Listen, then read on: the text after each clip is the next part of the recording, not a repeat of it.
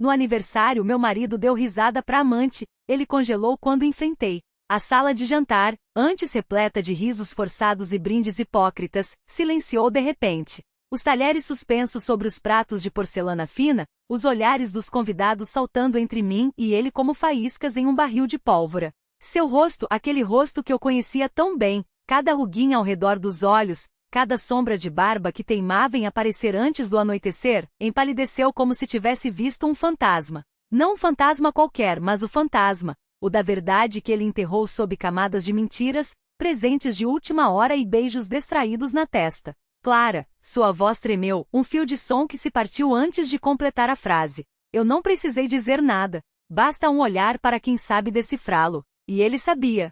Sempre soube. Por isso, quando a risada dela, aguda, jovem, confiante, ecoou da cozinha, onde ela fingia ajudar a empilhar os pratos sujos, seus dedos se fecharam em punhos sobre o guardanapo de linho. A mesma toalha que eu passei a ferro na manhã daquele dia, enquanto ele ainda dormia, sonhando, quem sabe, com os braços dela ao redor de sua cintura. Que coincidência, não é? Falei finalmente com uma calma que me surpreendeu. A mesma risada que você deu quando abriu o presente que ela te deu. Um relógio. Caro. Demais para o nosso orçamento, mas não para o cartão de crédito que ele jurava usar só para emergências. Engraçado como alguns sons se repetem, como ecos de uma vida que a gente não viveu. Os convidados começaram a murmurar, a se mexer nas cadeiras incômodos. Alguns baixaram os olhos para os pratos, como se a sobremesa, um bolo de chocolate com calda de framboesa, seu favorito, pudesse absorver atenção. Outros, mais ousados, observavam a cena com um misto de morbidez e alívio por não serem eles os protagonistas daquele desastre. Ela apareceu na porta da cozinha, ainda segurando uma travessa vazia, o sorriso congelado no rosto como máscara de cera. Seus olhos grandes verdes, os mesmos que ele descreveu uma vez bêbado, como o mar em um dia de tempestade, se arregalaram ao me ver de pé, o copo de vinho tinto na mão, intocado. Não por acaso a cor do líquido combinava com a mancha que se alastrava pela gola branca da sua blusa. Uma blusa que eu mesma havia lavado, enxaguado e estendido no varal na semana passada. Ana, ele tentou novamente, dessa vez virando-se para ela como se pudesse, mesmo agora, protegê-la. Como se ela fosse a vítima. Foi então que soltei a risada. Uma gargalhada seca sem alegria que rasgou o ar como vidro quebrando. Os convidados estremeceram. Ela recuou um passo. Ele parece encolher na cadeira, como se quisesse desaparecer. Não se preocupe, querido, disse, aproximando-me da mesa com passos medidos. O salto dos meus sapatos batendo no chão de mármore como um relógio marcando as horas de uma sentença. Eu já sei tudo. Os jantares que acabavam tarde. As viagens a trabalho que coincidiam com os fins de semana. Até o perfume dela. Aqui parei inclinando-me levemente em sua direção, como se fosse confiar um segredo. Aquele cheiro doce de baunilha que você jurava ser do sabonete novo do hotel. Seus lábios tremiam. Os dela também. Bom, que tremessem. Que sentissem por um instante o peso daquilo que construíram nas sombras. Mas sabe qual é a parte mais engraçada? Continuei, agora virando-me para encará-la diretamente. Vocês acharam que eu não perceberia? Que eu, depois de 15 anos casada com um mentiroso, não conheceria cada tique, cada pausa, cada respiração funda que ele dá quando está prestes a inventar mais uma desculpa. Pousei o copo na mesa, o vinho derramando-se sobre os pratos como sangue. Vocês subestimaram a mulher que passa as noites acordada, ouvindo o chuveiro ligar às 3 da manhã porque ele volta cheirando a outra pessoa. Silêncio. Até a música de fundo, antes um jazz suave, parecia ter sido abafada pelo peso das palavras. Foi então que ele se levantou, derrubando a cadeira com um estrondo. Seus olhos, antes cheios de pânico, agora ardiam com uma mistura de raiva e desespero. Clara, pelo amor de Deus, não faz isso aqui? Sussurrou rouco. Aqui? Repeti, erguendo as sobrancelhas. Mas é claro que é aqui, meu amor. Onde mais? No nosso quarto. Enquanto você fingia dormir? No consultório do terapeuta que você jurou nunca precisar? Ou talvez no carro, enquanto ela esperava no banco do passageiro, como uma boa amante faz.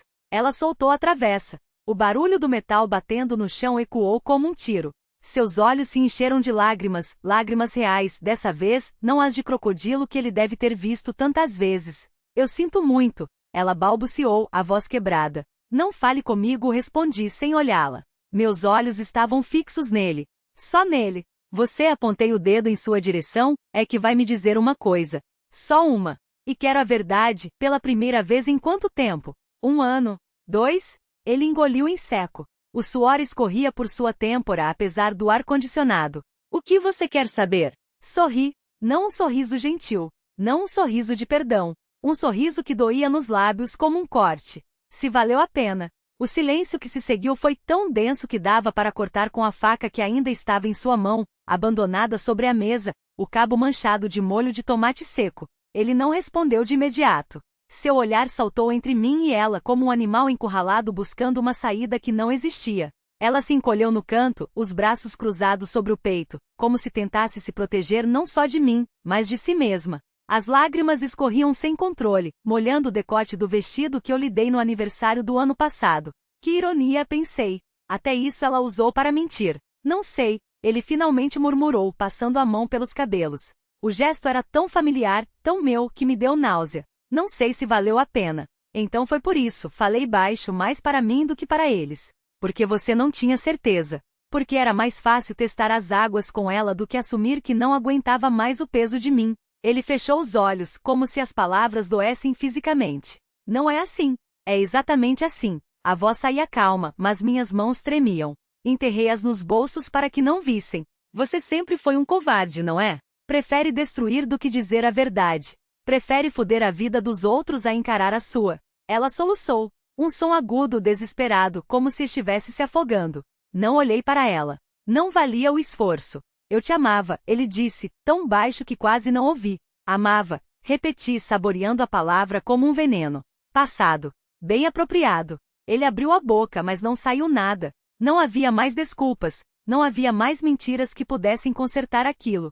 O relógio na parede tic-tacava, marcando o tempo que nós três desperdiçamos, eu, acreditando, ele traindo, ela se iludindo. Saia, falei por fim. O quê? Você ouviu? Saia da minha casa. Agora. Ele hesitou como se esperasse que eu mudasse de ideia, que desabasse em prantos, que implorasse. Mas eu já havia chorado todas as lágrimas que tinha direito. Agora só restava o vazio.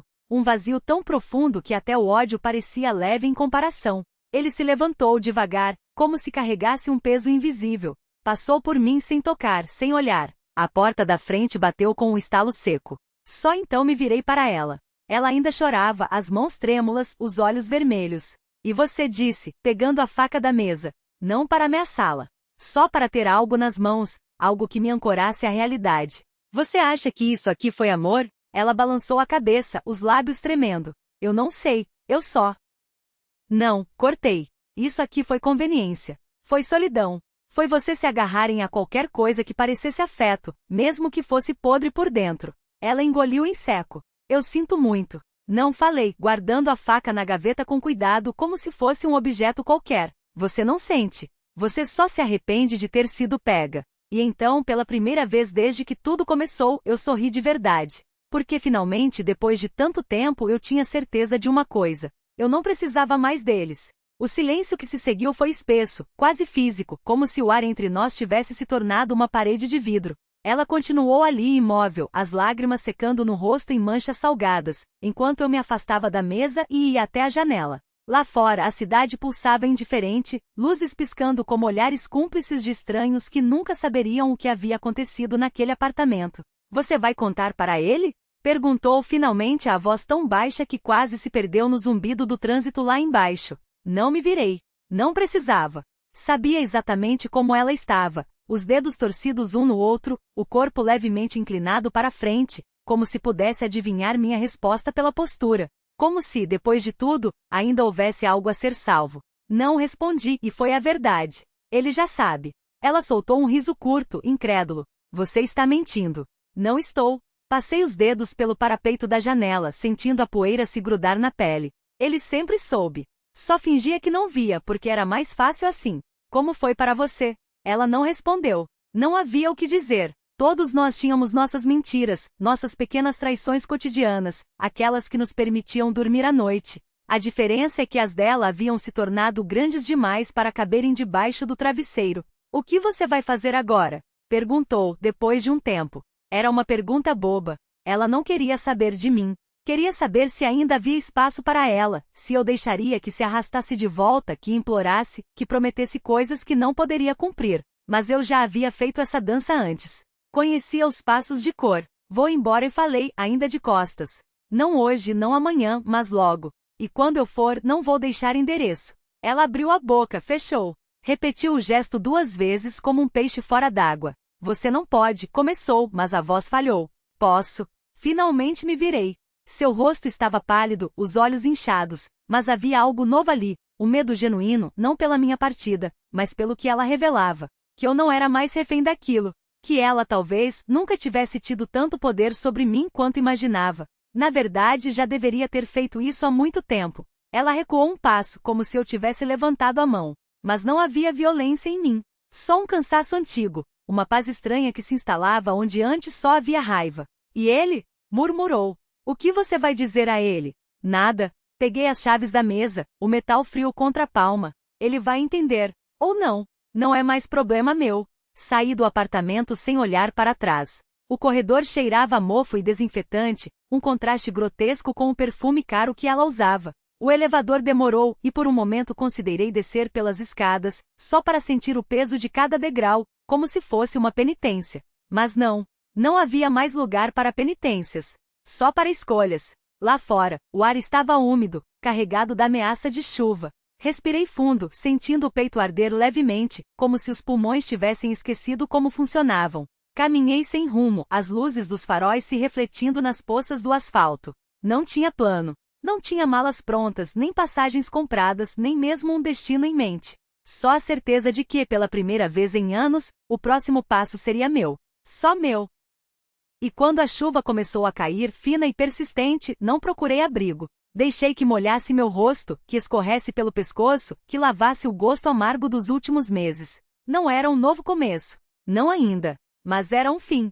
E às vezes isso era o suficiente.